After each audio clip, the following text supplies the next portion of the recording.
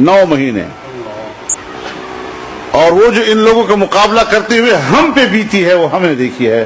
آپ لوگوں نے وہ منظر نہیں دیکھا. آپ تو ہم پہ تبصرہ کرنے کے تکڑے ہوتے ہیں نا.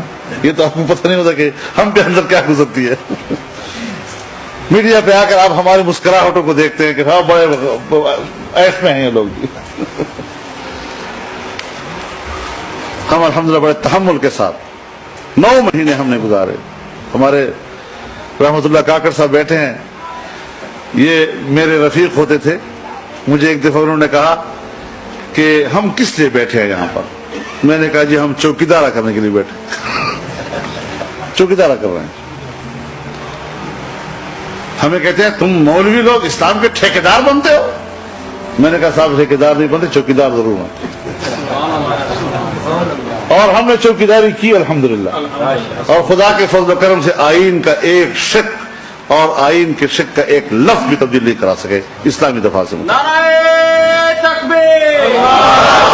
قائد جمعیت علامہ فضل الرحمان.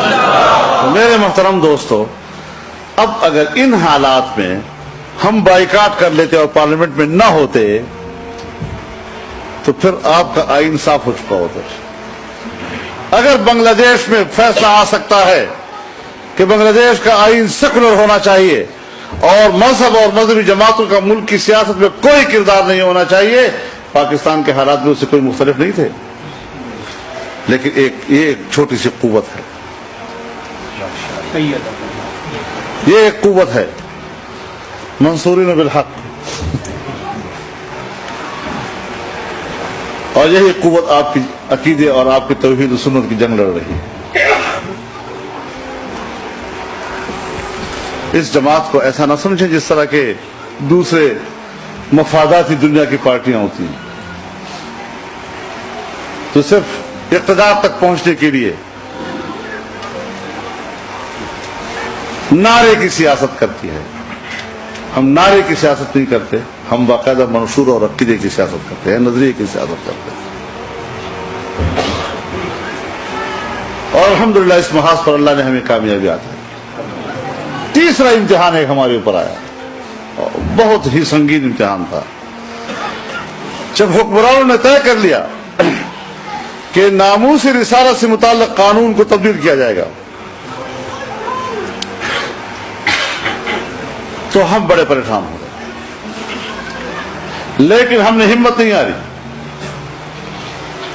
اور ہم نے میدان میں اتر کر مقابلہ کیا. اور الحمدللہ اللہ تعالی نے ہماری مدد کی اور حکومت کو اپنے ارادے اور عزم سے پسپائی پہ مجبور ہونا پڑا. یہ جماعتیں اگر پارلیمنٹ میں ہیں, اگر سیاست میں ہیں تو ایک کاز کو لے کے سامنے ہے.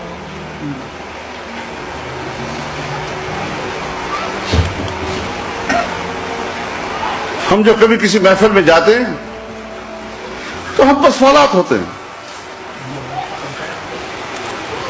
آپ حکومت میں گئے, آپ مفادات کے لیے گئے, آپ حکومت سے گئے, آپ وزارت کی وجہ سے گئے, آپ نے یہ کیا. آپ بابا جماعت میری ہے, شورا میری ہے, پالیسی میری ہے, فیصلہ میرا ہے.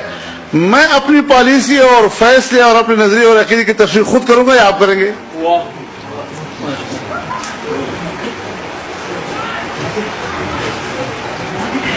میرے مخالف کو میرے فیصلے کا تبصرہ کرنے کا کیا حق پہنچتا ہے؟